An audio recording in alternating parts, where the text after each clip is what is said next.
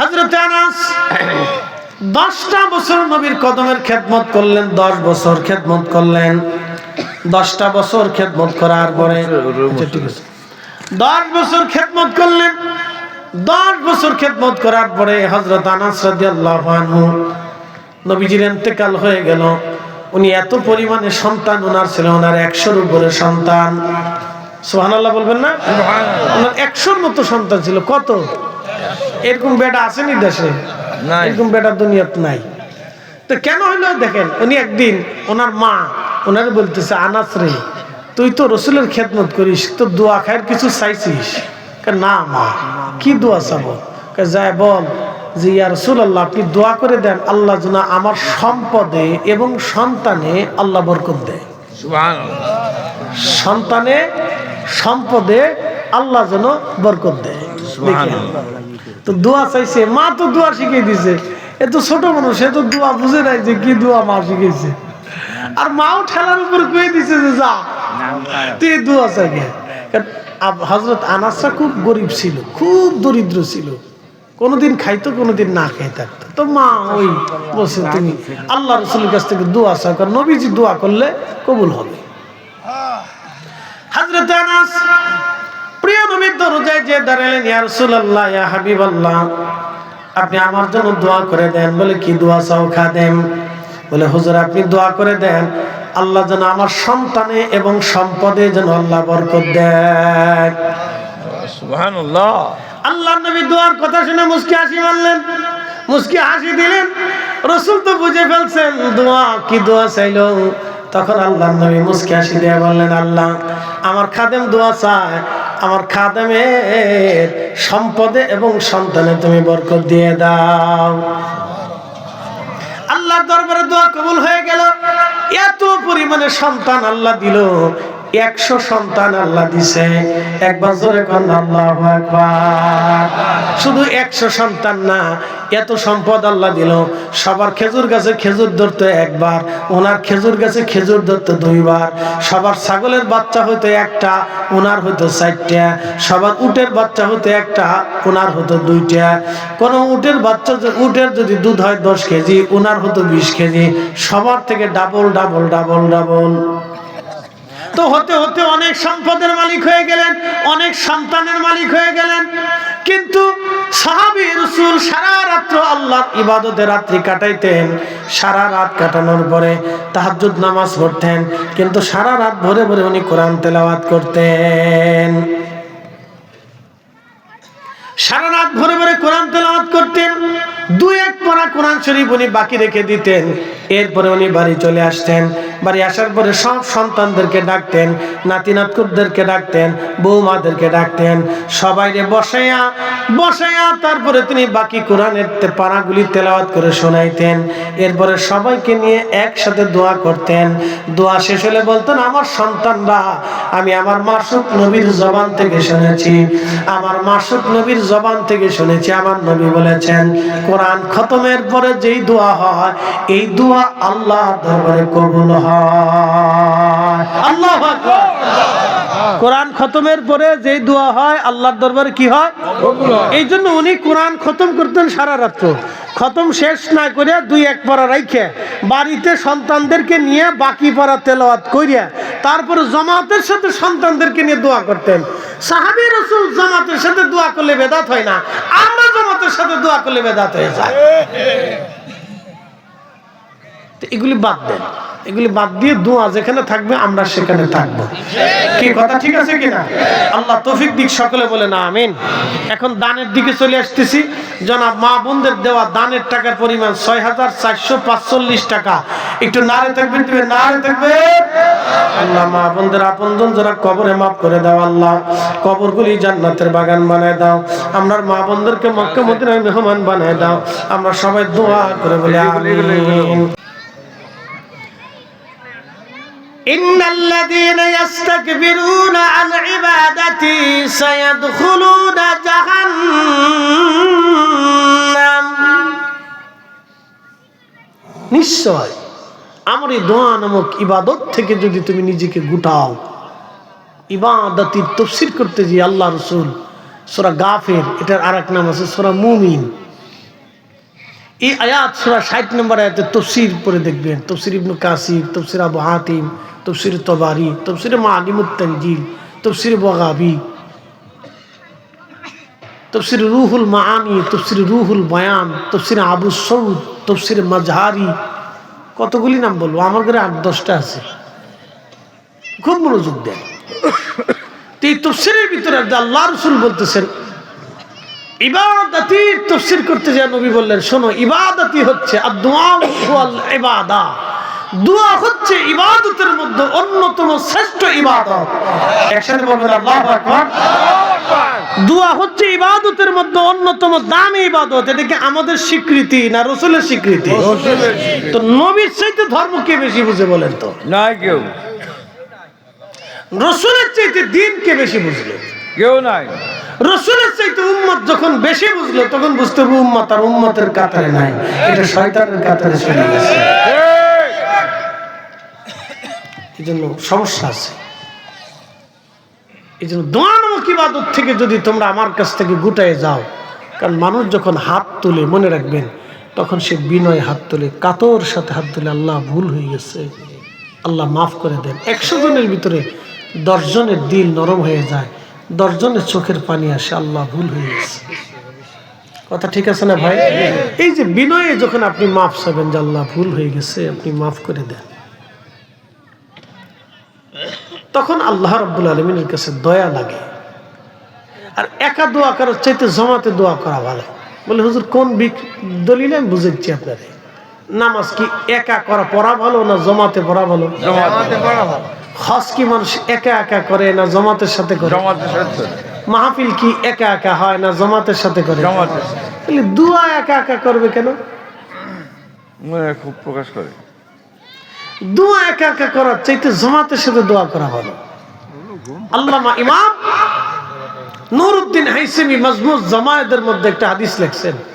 আল্লাহর নবী বললেন আমার জামাতবদ্ধভাবে উম্মতরা যখন দোয়া করে, একজনে দোয়া করে বাকিরা আমিন আমিন বলে, তখন আল্লাহর কাছে লজ্জা করে, শরম করে যে আমার এতগুলি বান্দা আমার কাছে রুনাজারি করতেছে, আমি কেমনে ফিরিয়ে দেই? মারহাবা বলবেন না? এই জন্য জামাতের সাথে যাদের দোয়া হয়, এই দোয়া আল্লাহর কাছে কি হয়ে যায়? কবুল হয়ে যায়, কবুল হয়ে যায়। এই জন্য দোয়া কি চলবে না, বন্ধ হবে? বিশেষ করে কোরআন খতমের পরে দোয়া কবুল হয়। ঠিক। অদবুরুস সালাতিল মাকতুবা, ফরজ নামাজের পরে দোয়া কবুল হয়। সুবহানাল্লাহ। ওয়াজাউফুল লাইলিল আখির, তাহাজ্জুদের সময় দোয়া কবুল হয়। সুবহানাল্লাহ। মারহাবা কর। তাহলে 1 নম্বর জামাতের সাথে দোয়া কবুল হয়, ফরজ নামাজের পরে দোয়া কবুল হয়, শেষ রাত্রের দোয়া কবুল হয়, সফরকালীন দোয়া কবুল হয়, মাকাম ইব্রাহিমের দোয়া কবুল হয়, কাবা ঘর ধরে দোয়া করলে কবুল হয়, মাজলুম অবস্থায় থাকলে দোয়া কবুল হয়, মা বাবার দোয়া সন্তানের জন্য কবুল হয়, বৃষ্টি নামার সময় দোয়া করলে কবুল হয়। একসাথে করে মারহাবা। কোরআন খতমের পরে দোয়া করলে কবুল হয়। মারহাবা। দোয়া কবুলতের কয়েকটা মুহূর্ত এবং সময় আপনাদেরকে শোনাই দিয়ে গেল। ওয়াজ শেষ প্রান্তে একটা ঘটনা বলে শেষ করবে। আমার কিছু টাকা পয়সা দিতে হবে। আরো 1 ঘন্টা করা লাগবে। আচ্ছা, আমার কিছু সময় দিয়ে। ওই যে আচ্ছা ঠিক আছে, ঠিক আছে। আচ্ছা লাস্টে কিছু আছে, ওটা দিব ইনশাল্লাহ, অসুবিধা নেই। কি আর করার আছে? ভালো। হ্যাঁ, তো এই যে 2 ঘন্টা আপনাদেরকে শোনাইলাম, খারাপ লাগছে নি? ভালো লাগবে, কারণ কথা তো দামি। কথা ঠিক আছে কি না? কথা কি দামি। ও আর সারাদিন করলেও শেষ হবে না, সারা রাত করলেও শেষ হবে না। বসেন, আমি আপনাদেরকে শোনাচ্ছি, খুব মনোযোগ দেন। এই যে কথা বলছিলাম, রাসূল কারীমের সাহাবীর নাম হচ্ছে খাদিম রাসূল হযরত আনাস রাদিয়াল্লাহু আনহু। হযরত আনাস ওয়াবাশশিরিস সাবিরিন,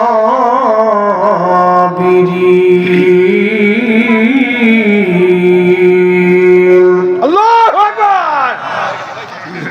وفي آيات أخرى في شان حبيبه إن الله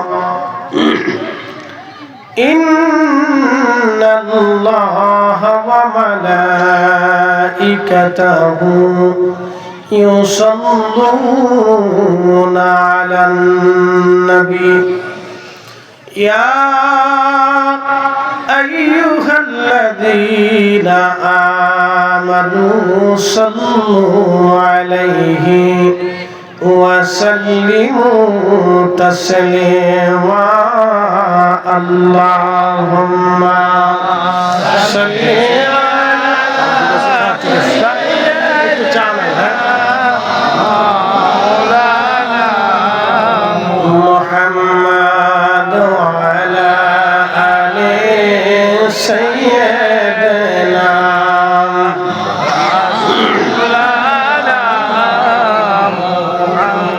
নবীর ইশকে যার দিল ভাই এ ভুবনে কাঁদে না রোজ হাসরে ভাইজান তারা নবীজির দেখা পাবে না আল্লাহুম্মা সাল্লি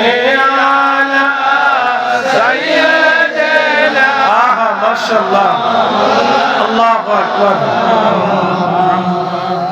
ওয়া আলা আলি সাইয়্যিদিনা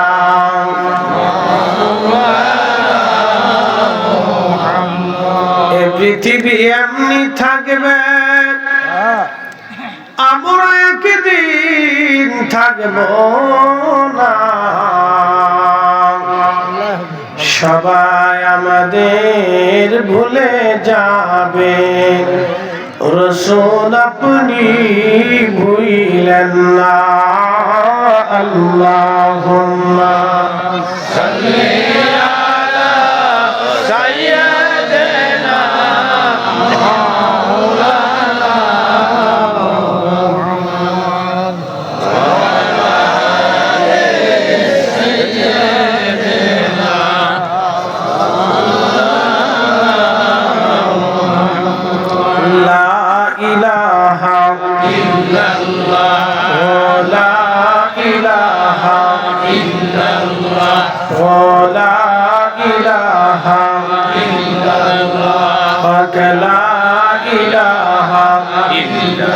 حسبي ربي جل الله ما في قلبي غير نور محمد لا إله إلا الله لا إله إلا الله لا إله إلا الله محمد رسول الله صلى الله عليه وسلم উধুনিয়া ঐতিহ্যবাহী বাইতুল আমান জামে মসজিদের উন্নতি কল্পে ১৬তম বাৎসরিক তাফসীরুল কোরআন মাহফিলের সম্মানিত সভাপতি আলহাজ মোহাম্মদ তোফাজ্জল হোসেন সাহেব, প্রধান অতিথি এম আকবর আলী সাহেব এবং আলহাজ মাওলানা রফিকুল ইসলাম খান সাহেব, সম্মানিত বিশেষ অতিথিবৃন্দ, এলাকার গণ্যমান্য ব্যক্তিবর্গ, আজকের যিনি আমার আগে চমৎকার করে তকরির করেছেন জনাব হযরত আলহাজ হযরত মাওলানা মোহাম্মদ আব্দুল আজিজ সাহেব, উল্লাপাড়া কামিল মাদ্রাসার স্বনামধন্য সম্মানিত মুফাসসির হযরত মাওলানা সাইফুদ্দিন বিন মুআজ্জম সাহেব, হযরত মাওলানা আফসার আলী সর্দার সাহেব, হাফেজ মাওলানা হোসেন আলী সাহেব সহ সকল সম্মানিত আলোচকবৃন্দ, এই এলাকার সকল স্তরের সম্মানিত গণ্যমান্য ব্যক্তিবর্গ, সম্মানিত মুরব্বী, কলিজার টুকরো যুবক, পর্দানিশীন আমার সম্মানিত মা বোনেরা, মাইকের আওয়াজ যত দূর পর্যন্ত যাচ্ছে সকলকে মোবারকবাদ জানাই। শুকরিয়া করি সেই রবের আসমানে যিনি অনেক মানুষের ভিড়ে বিভিন্ন এলাকা থেকে আপনাকে এবং আমাকে জুদা করে আলাদা করে আল্লাহ তার বেহেশতের বাগানের জন্য পছন্দ করেছেন, কবুল করেছেন। সেই জন্য মনিবের আসমানে আমরা একসাথে শুকরিয়া আদায় করে বলি আলহামদুলিল্লাহ। শুকরিয়া করি সেই রবের আসমানে যিনি সর্বশ্রেষ্ঠ নবী, সর্বকালের সর্বশ্রেষ্ঠ মহামানব, ইমামুল মুরসালিন, রাহমাতুল লিল আলামিন, সাইয়্যিদুল কাউনাইন ওয়াস সাকালাইন, মেহবুবে আলা, সৃষ্টির শ্রেষ্ঠ আল্লাহর প্যারা মেহবুব, মাকামে মাহমুদের অধিপতি, হাউজে কাউসারওয়ালা আল্লাহ সেই মহান নবীর উম্মত হিসেবে আপনাকে এবং আমাকে আল্লাহ পছন্দ করেছেন। সেই জন্য মনিবের আসমানে বুলন্দ আওয়াজে আমরা একসাথে আবার বলি আলহামদুলিল্লাহ। প্রিয় উপস্থিতি, আমি মহাগ্রন্থ পবিত্র কোরআনুল কারীম থেকে আপনাদের সামনে দুটি আয়াতে কারিমা উপস্থাপন করেছি। তারই ধারাবাহিকতা আপনাদের সামনে কিছু কথা আল্লাহ যেন বলার তৌফিক নসিব করেন। জোরে বলে না আমিন। এই পৃথিবীটা আল্লাহ সৃষ্টি করেছেন, বিভিন্ন ভাষা আল্লাহ সৃষ্টি করেছেন, বিভিন্ন জনপদে বিভিন্ন ধরনের ভাষা আল্লাহই দিয়েছেন। সেই ভাষাগুলি কিভাবে লিখতে হবে এই লেখনির পদ্ধতিও আল্লাহ শিক্ষা দিয়েছেন। আমাদের বাংলা ভাষায় আমরা যেইভাবে লিখি, মালয়েশিয়ান লেখক লেখাটা তাদের ভাষা, তারা ইংরেজি দিয়ে লেখে। মালদ্বীপের অক্ষরগুলি আপনি বুঝবেন না এটা কি, ওরাও আবার আমাদের দেশে বুঝবে না। ভারতের ভিতরে ২৫০ ভাষার প্রচলন আছে। তাদের টাকার ভিতরে ১০ প্রকারের ভাষা লেখা আছে, উর্দু, হিন্দি, বাংলা, তারপরে আপনার তামিলনাড়ুর ভাষা, বিভিন্ন প্রদেশের বিভিন্ন ধরনের ভাষা। এইভাবে ভারতে প্রায় ২৫০-র মতো ভাষা আছে। একই দেশের ভিতরে ২৫০-র মতো ভাষা। আপনি একটু আগাইলেই পাকিস্তানের ভিতরে অনেকগুলি ভাষা আছে। তারপরেই গেলে আপনি দেখবেন আফগানিস্তানের কয়েক প্রকারের ভাষা আছে। এরপরে যদি জাগান তাহলে উজবেক, ওদের আর এক ভাষা, কাজাকদের আর এক ভাষা, রাশিয়ানদের আর এক ভাষা, আর্মেনিয়ানদের আর এক ভাষা, জর্জিয়াদের আর এক ভাষা। তো প্রত্যেক দেশের ভিন্ন ভিন্ন ভাষা আছে। ইউরোপের ভিতরে প্রত্যেকটা দেশের ভিন্ন ভিন্ন ভাষা আছে। একই সৌদি আরবের ভিতরে যদি আরবের মধ্যে দেখেন তো ভাষা আরবি, কিন্তু আঞ্চলিকতা ভিন্ন আছে। ইরাকের আরবি আর সৌদির আরবি এক ধরনের না, ভিন্নতা আছে। এরকম প্রত্যেক পৃথিবীর জনপদে মানুষকে আল্লাহ সৃষ্টি করে তার ভাষা দিয়েছেন। ভাষা কিভাবে লিখতে হবে সেই লেখনির পদ্ধতি দিয়েছেন।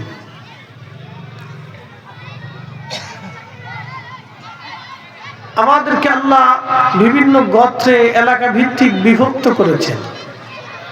বিভিন্ন এলাকার বিভিন্ন ধরনের সংস্কৃতি আছে। যেমন আপনাদের এই অঞ্চলে মাহফিলের এই সময়ে কালেকশন হয়, বক্তা কালেকশন করে।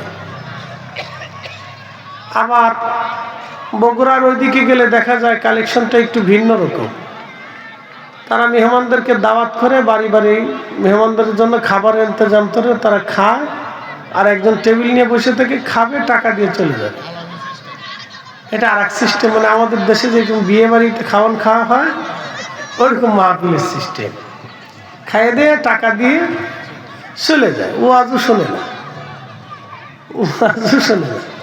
খাইয়ে চলে যায়। আপনাদের এখানে এইভাবে কালেকশন। আবার সিলেটের ওইদিকে গেলে এই ধরনের কোনো সিস্টেমই নেই। প্রধান বক্তা হলে একটু করলে করবে, না হলে নাই। দ্বিতীয় বক্তা জীবনে চিৎকার করে মরে গেলেও কেউ টাকা দেবে না।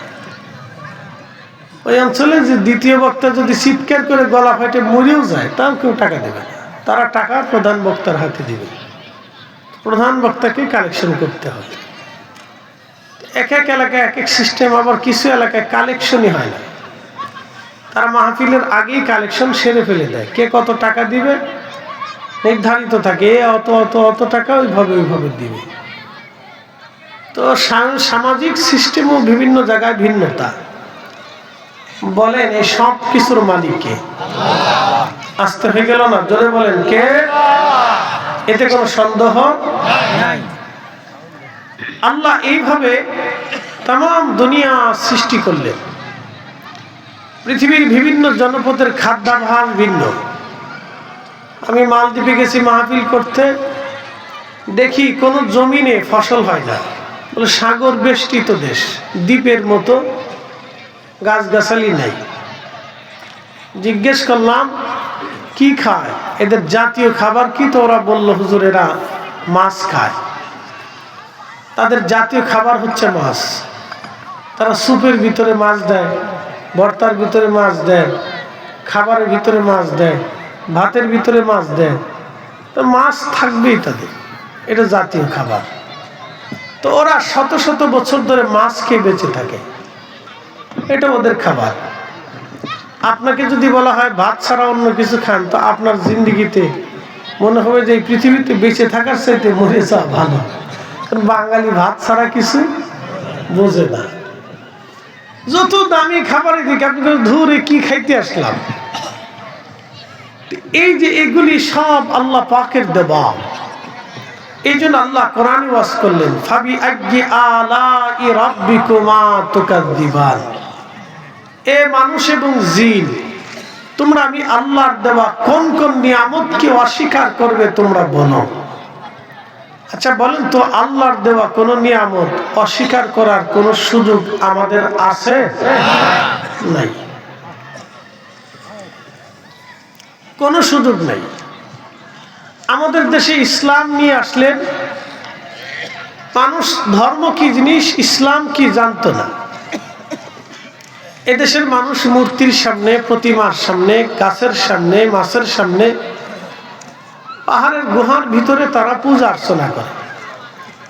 মালয়েশিয়াতে গেলাম, একটা এলাকার নাম বাতু গুহা, 40 কোটি বছরের বয়স বলে গুহাটার। তো দেখলাম সনাতনী হিন্দুরা ওইখানে মন্দির টন্দির বানায় পূজা অর্চনা যার যেটা করার করতেছে।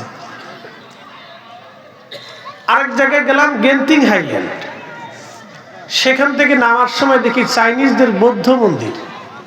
বৌদ্ধরা এসে এখানে প্রার্থনা করতেছে, মন্দির বানাইয়া বৌদ্ধের প্রার্থনা তাদের ধর্ম অনুযায়ী ত্রিপিটক পাঠ করতেছে, তারা তাদেরটা করতেছে। তো মনোযোগ দিবেন, একই দেশের ভিতরে বৌদ্ধ আছে, হিন্দু আছে, খ্রিস্টান আছে, জৈন আছে, মাজুসি আছে, আবার মুসলমানও আছে। আজান হচ্ছে, নামাজও চলতেছে। তো প্রিয় উপস্থিতি, ভালো করে লক্ষ্য করে শুনবেন, এদেশের মানুষ ধর্মকর্ম ইসলাম কি জিনিস জানতো না। পৃথিবীর বিভিন্ন জায়গা থেকে অলিরা আসলে, আপনাদের সিরাজগঞ্জের সাথিয়াতে না পাবনার সাথিয়া কি বলে, পাবনার সাথিয়াতে একজন আল্লাহর অলি ঘুমিয়েছেন, শাহজাদপুরে একজন ঘুমিয়েছেন, রাজশাহীতে একজন ঘুমিয়েছেন, বগুড়াতে একজন ঘুমিয়েছেন। এরকম বিভিন্ন জনপদে কিছু কিছু আল্লাহর অলিরা আসলেন, তারা মানুষদেরকে কালেমা শিক্ষা দিলেন। মানুষ কালেমা বুঝতো না, বুঝতে পারতেছেন হিন্দুদের ভিতরে কালেমার দাওয়াত দেওয়াটা তখন সহজ ছিল না, অনেক কঠিন ছিল এবং খুবই ভয়াবহ ছিল। জীবন চলে যাওয়ার, শেষ করে দেওয়ার উপক্রম ছিল। জীবনের সন্ধিক্ষণে দাঁড়িয়ে আল্লাহর ওলিরা মানুষকে কালেমার দাওয়াত দিলেন। এত সহজ ভাববেন না, দুনিয়াতে এত সহজ না যে আপনি যে একজনের সামনে কালেমার দাওয়াত দিলেন আর সে মেনে নিল, এত সহজ ভাববেন না। এটা মস্ত বড় কঠিন ছিল, কঠিন থেকে কঠিন, আরো ভয়াবহ কঠিন ছিল। কত ওলিদের নির্যাতন অত্যাচার সহ্য করতে হয়েছে। তারপরও তারা দাওয়াত দিলেন, দাওয়াত দিয়ে মানুষকে বুঝাইলেন, বুঝাইতে বুঝাইতে বুঝাইতে বুঝাইতে বুঝাইতে বুঝাইতে এদেশের মানুষ কালেমা কিছু নিল, কিছু নিল না। ভালো করে শুনবেন, ভারতের বিভিন্ন অঞ্চলে এখনো কিছু কিছু এলাকা আছে যেখানে আজান দেওয়াটাই দুষ্কর। বহু এলাকা আছে আপনি মাইক তো ব্যবহার করতে পারবেনই না। ইউরোপে যদি চলে যান তো মসজিদ বানাইতে হলে আপনাকে সরকারের অনুমতি লাগবে, তারপরও দিবে কেন সন্দেহ। এরপরে আপনি মাইক তো বাজাতেই পারবেন না, প্রকাশ্য ধর্মকর্ম আপনি করতে পারবেন না। বাংলাদেশে যত সহজভাবে করেন পৃথিবীর কোনো দেশে এত সহজে হবে না, এটা ভাইবেন না। আপনি সৌদি আরবে যদি একটা মাহফিল করতে চান তো সরকার অনুমতি দেবে না, বুঝতে পারছেন? বাংলাদেশে সুখী আছেন, অনেক সুখী আছেন, অনেক শান্তিতে আছেন, ধর্মকর্ম করে অনেক সুখী আছেন। আমি মনে করি এত সুখী পৃথিবীর অন্য কোনো দেশে আছে আমার জানা নাই। আমি মালয়েশিয়া মাহফিল করতে গেছি, সরকারের পারমিশন লাগছে। আমি মালদ্বীপে মাহফিল করতে গেছি, সরকারের পারমিশন নিয়ে তারপর মাহফিল করা লাগছে। তাও বায়োডাটা দিতে হয়েছে, হুজুর কি করেন, কি মতের, কি অবস্থা, কোথার থেকে কেমনে আসলেন, কি বলবেন। তারপরে আমার পিছনে গোয়েন্দা লাগিয়ে রাখছে, কি বলে এটা রেকর্ড হচ্ছে। আমি কিছু অন্য আদার্স ডাইন বাম কোনো কথা বলি কিনা একবারে নিরীক্ষণ পরীক্ষণ দিয়ে। মালয়েশিয়াতে একই অবস্থা, কি কথা বলবে নিরীক্ষণ পরীক্ষণ গোয়েন্দা লাগানো আছে যে আমি কি বলতেছি সব রেকর্ড হচ্ছে। আমি তাদের দেশ বিরোধী আইন বিরোধী কোনো বক্তব্য দিই কিনা। আমাদের দেশে ধর্মকর্ম যত সহজ ভাবতেছেন পৃথিবীর অন্য কোনো দেশে এত সহজ ভাইবেন না, অনেক কঠিন। বহু মুসলিম দেশে চলে যান, সেখানেও আমাদের মতো এইভাবে খোলা মাঠের ভিতরে আপনি আয়োজন করে ফেলবেন এরকম কোথাও নাই। তো একসাথে জোরে বলবেন না আল্লাহু আকবার? না হয় না, জোরে বলেন, আর একটু জোরে বলেন। এদেশে ওয়াজও বেশি হয়, পাপও বেশি হয়। এদেশের মানুষ ওয়াজ শুনে যাইয়া বিড়ি খাইয়া মাথা ঠান্ডা করে।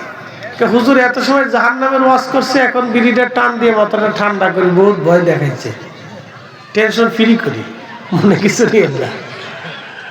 এদেশের কিছু মুসল্লি আছে ঘুষ খাইয়ে যায় নামাজ পড়ে, নামাজ পড়ে যায় ঘুষ খায়। কি কথা কর না, আছে না? ঘুষের টাকা দিয়ে, সুদের টাকা দিয়ে মক্কায় যাইয়া শয়তানরে পাথর মারে। শয়তানি চিন্তা করে যে আমি সিটার না এ সিটার,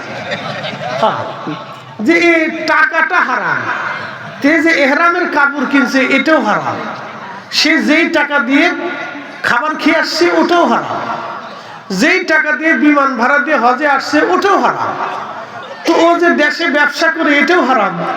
তো ও আইসে আমি শয়তানরে পাথর মারতেছে, তো শয়তানে চিন্তা করে যে এটা আবার কোন ধরনের সিটার, বুঝতে পারছেন? শয়তানে খুব টেনশনে থাকে যে এটা কোন ধরনের সিটার। ভাই এরা আমরা সেই জাতি, বুঝতে পারছেন? 500 টাকা দিলে এদেশে মিথ্যা সাক্ষী পাওয়া যায়। কি আসতে কোন কে ধরে বলেন?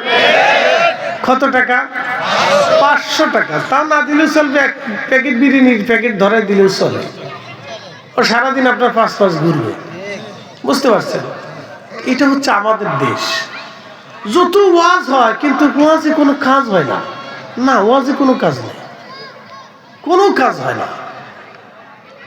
এত ওয়াজ কিন্তু কোনো কাজ হচ্ছে না। কারণটা কি? মূল সমস্যাটা কোথায়? হাজার হাজার বক্তারা ওয়াজ করতেছে, বক্তাদের ওয়াজ না হয় ধরলই না বুঝলাম, কিন্তু জুমার দিনে খতিব সাহেব তো ওয়াজ করে, কথা ঠিক আছে না? পীর মাশায়েখরা ওয়াজ করতেছে কিন্তু কাজ হচ্ছে না। কারণটা কি? মুসলমানের দিল কেন পরিবর্তন হয় না? জাতি কেন অসুস্থতার ভিতরে আছে, সুস্থ কেন হয় না? কারণটা কি? এর পিছনে একটা রহস্য আমি খুঁজে বের করেছি। মুসলমান হারাম খায় না, আর হারাম খাইলে মুসলমানের কালবের শক্তি থাকে না। কথা একটাই, মুসলমান হারাম খায় না, আর যদি হারাম খায় তো মুসলমানের কালবের শক্তি থাকে না। এই জন্য আমাদের কোনো ওয়াজি কারো কালবের ভিতরে ঢুকে না সহজে, বুঝতে পারছেন? কেউ না কেউ ইচ্ছা করে সুদ খা, অনিচ্ছা সত্ত্বেও সুদের ভিতরে পড়ে যায়। বলে কেমন? একজনের কাছে যা বলতেছে, ভাই আমার 1 লক্ষ টাকা হাওলাত দেন। বলতেছে কবে দিবেন? বলছে 1 মাস পরেই দিয়ে দিব। 1 মাস গেল, 2 মাস গেল, 3 মাস গেল, 6 মাস গেল, 1 বছর গেল, টাকা দিয়ে মনে হয় বেটা বিপদে পড়ছে। কি কথা ঠিক আছে না ভাই? যে টাকা দিছে সে তো তার বিপদ উদ্ধার করার জন্য দিছে, কিন্তু সেই টাকা দিয়ে সে নিজেই বিপদে পড়ে গেছে। বাপরে বাপ, তার পিছনে দৌড়াইতে দৌড়াইতে জুতা শেষ, জীবন শেষ, টাইম শেষ, মোবাইল শেষ, এরপরে লাগে ক্যাসাল, এরপরে সালিশ দরবার। এই দৃশ্য দেখে বাংলাদেশের মুসলমান এখন আর সহজে টাকা হাওলাত দেয় না। টাকা ঘরে থাকলেও কয় ভাই টাকা নেই। তো মানুষ শেষ পর্যন্ত কি করলো? গ্রামীণ ব্যাংক, ব্যাংক, এনজিও, বিভিন্ন কিস্তির দোকানে এসে আপনাদের সামনে হাত বাড়াই দিয়ে বলো টাকা নেন, সুদ দেন। তো মানুষ নিরুপায় হয়ে কিছু টাকা নিল, সুদ দিল। এই যে সুদ দিল, এই সুদ দেওয়াটাও অন্যায়। আস্তে কথা বলেন, সুদ দেওয়াটা কি? কিন্তু সে যে সুদ দিল সে কিন্তু ইচ্ছা করে দেয় নাই, সে বিপদে পড়ে দিছে। কথা ঠিক আছে কিনা? আমরা তো এই বিপদ থেকে আজও পর্যন্ত উদ্ধার করতে পারি নাই। আমরা কেউ পারি নাই, এদেশের কেউ আজও পর্যন্ত মুসলমানদেরকে এই বিপদ থেকে আমরা আজও পর্যন্ত উদ্ধার করতে পারিনি। যে যত ধর্মের কথাই বলুক, এই সেই যাহা কিছুই বলুক, কিন্তু আজও পর্যন্ত এই বিপদ থেকে মুসলমানদেরকে কেউ এদেশে বাঁচাইতে পারেনি। এই জন্য মুসলমান হারাম খায় না। হারাম খাইলে মুসলমানের কালবের শক্তি থাকে না। আমার মৌলানা আফসার আলী ভাই বলছেন, হুজুর একটু কারবালার ওয়াজ করেন। তো উনি তো আমার অত্যন্ত পছন্দের মানুষ, আমার ভাই, দিল থেকে মহাব্বত করি।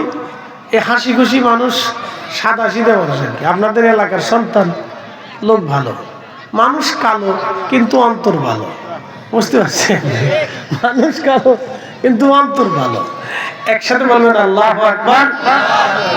আমি সেই দিকে ফিরে যাব, আরেকটু জোরে বলি আল্লাহু আকবার। কিছু সমসাময়িক বিষয় আপনাদের সামনে তুলে ধরলাম। কেন তুলে ধরলাম? যে আমাদের রোগটা কোথায় আপনাদেরকে আরেকটু বুঝাই। ওযু যদি করেন তাহলে আপনার শরীর পাক হয়ে যাবে। আপনার ওযু ছুটে গেল, ওযু করলেন, শরীর পাক হয়ে যাবে। আপনার গোসল নাই, সারা পানি দিয়ে গোসল করলেন, আপনার শরীর পাক হবে। পোশাক নষ্ট হয়ে গেছে, পেশাব লেগে গেল, বাচ্চা পেশাব করে দিয়েছে, চাদর ধুয়ে ফেললে ময়লা চলে গেল। কিন্তু বলেন মুসলমান যখন হারাম খায় তখন তার বডির ভিতরে ময়লা হয়ে যায়। কি আস্তে করতে চলে বলে? মুসলমান যখন হারাম খায় তখন তার বডির সাথে ওই হারাম মিশে যায়। এখন বলেন কোন পানি দিয়ে ধুবেন? আমাকে বলেন কোন পানি দিয়ে ধুবেন? মানুষের কিডনি নষ্ট হয়ে গেলে সরকার, চিকিৎসকরা ডায়ালাইসিস করে না? কথা ঠিক আছে না? কিডনি নষ্ট হলে ডায়ালাইসিস করে না? ডায়ালাইসিস করে। তো আপনার বডি ডায়ালাইসিস করে পরিষ্কার করার মতো তো কোনো সিস্টেম নাই। তাহলে আপনি যে হারাম খাইছেন, তাহলে কোন পানি দিয়ে এটা ধুবেন আমার বলে দেন আজকে। ওয়াজ কিন্তু 3.5 ঘন্টার ওয়াজ আমি 3.5 মিনিটে শেষ করছি।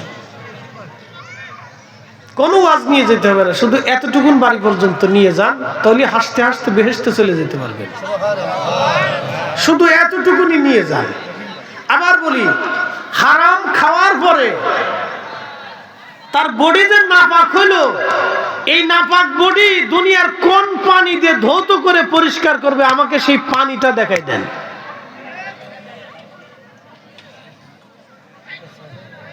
ও শেষ, এতটুকুন বাড়ি পর্যন্ত নিয়ে যান।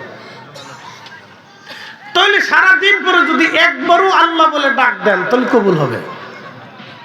আপনি ওয়াজ শুনলেন যে ফরিদি হুজুরের ওয়াজ খুব ঢকালা, এখন আজকে সারা রাত এই উধুনিয়া মসজিদে নামাজ পড়ব।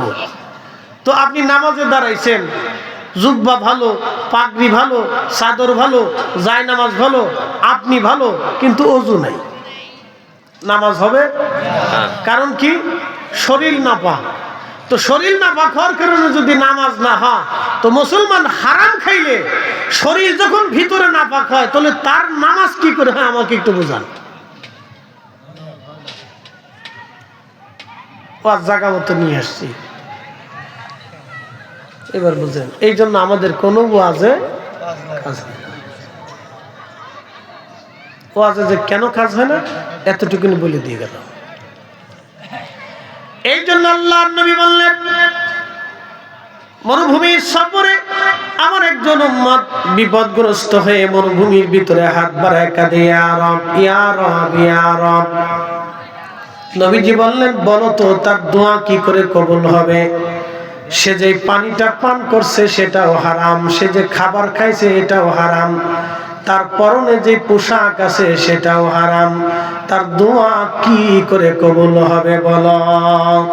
এই জন্য আমাদের দোয়া কবুল হয় না। ঠিক না? গোড়ায় দোষ। একটা বলুন কোন জায়গা দোষ? গোড়ায় দোষ। এরপরে আরো সমস্যা, তাজকিয়াতুন নফস, আত্মার বিশুদ্ধতা। প্রশ্ন রাখবেন ফরিদি হুজুর, আত্মার বিশুদ্ধতা কি? এই তাজকিয়াতুন নফস যদি আপনার শিখতে হয়, একজন আল্লাহর ওলির সোহবতে যাইয়া এই বিদ্যা শিখা লাগবে। আপনি যদি ইঞ্জিনিয়ারিং পড়তে চান, তাহলে ইঞ্জিনিয়ার শিখার জন্য আপনাকে ইঞ্জিনিয়ার্স ইনস্টিটিউটে ভর্তি হতে হবে। আপনি যদি ডাক্তার হতে চান তাহলে মেডিকেল কলেজে যেতে হবে। আপনি যদি আলেম হতে চান তাহলে মাদ্রাসায় যেতে হবে। আপনি যদি ইংরেজি শিখতে চান তাহলে ইংলিশ মিডিয়ামে যেতে হবে। আপনি যদি অঙ্ক শিখতে চান তাহলে অঙ্কবিদের কাছে যেতে হবে। আপনি যদি মেকানিক্যাল শিখতে চান তাহলে একজন মেকানিকের কাছে যায় কাজ শিখতে হবে। আপনি যদি কম্পিউটার ইঞ্জিনিয়ার হতে চান তাহলে কম্পিউটার ইঞ্জিনিয়ারিং যিনি বিদ্যায় পারদর্শী তার কাছে যাওয়া লাগবে। যিনি যেই বিদ্যায় পারদর্শী তার কাছে সেই বিদ্যার জন্য যাওয়া লাগবে। আল্লাহর ওলিদের কাছে মানুষ কেন যায়? ইলমুল কালব শিখার জন্য। সেটার মূল সবকের নাম হলো তাজকিয়াতুন নফস, আত্মার শুদ্ধি। নবীজি বলেন, আমার উম্মতেরা, তোমার বডির ভিতরে গোশতের একটা টুকরা আছে, যদি সুস্থ থাকে, ইদা সালুহাত সালুহাল জাসাদ, তাহলে পুরো বডিটাই সুস্থ থাকবে। ওয়া ইদা ফাসাদাত ফাসাদাল জাসাদ, যখন এটা নষ্ট হয়ে যায় তখন পুরো বডিটা নষ্ট হয়ে যাবে। আলা ওয়াহিয়াল কাল, সাবধান, সেটা তোমার আত্মা, আত্মা, আত্মা, আত্মা, আত্মা। প্রশ্ন রাখবেন ফরিদি সাহেব, আত্মা কিভাবে নষ্ট হয়? এক নম্বর, অহংকার করলে আত্মা নষ্ট হয়। কি করলে? একসাথে বলেন, কি করলে? জোরে বলেন, কি করলে? মানুষের যখন রাগ আসে তখন কি হয়? একসাথে কর না, কি হয়?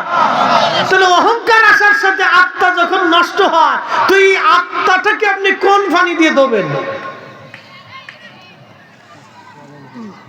নষ্ট হয়ে গেছে তো পুরো বডিটাই নষ্ট হয়ে গেছে, আপনি এখন কোন পানি দিয়ে ধোবেন? শরীরে ময়লা লাগলো, গোসল করলে সাবান দিলে ধুলে হবে। পায়ের ভিতরে আপনার বাচ্চার পেশাব লেগে গেল, আপনি যদি পানি দিয়ে ধন পরিষ্কার হয়ে যাবে। বলেন তো, আত্মা যদি নষ্ট হয় তাহলে দুনিয়ার কোন পানি দিয়ে আপনি ধোবেন? মহান আল্লাহর ওলি বাইজিদ বুস্তামি রাহমাতুল্লাহ আলাইহি, তিনি রাস্তা দিয়ে হেঁটে যাচ্ছিলেন। ঠিক এমন সময় একটা কুকুর, শরীর ভরা ঘা। আপনারা দেখবেন কুত্তার শরীরে যদি ঘা হয়ে যায় তাহলে কুকুরের শরীর থেকে দুর্গন্ধ আসে, ঠিক আছে না? তো কুকুরের শরীর থেকে গন্ধ আসতেছে, দুর্গন্ধ আসতেছে। হযরত বাইজিদ বুস্তামি রাহমাতুল্লাহ আলাইহি যাচ্ছিলেন, তার গায়ের মধ্যে আবা ছিল। আবাটা টান দিয়ে তিনি বাইজিদ বুস্তামি নাকের মধ্যে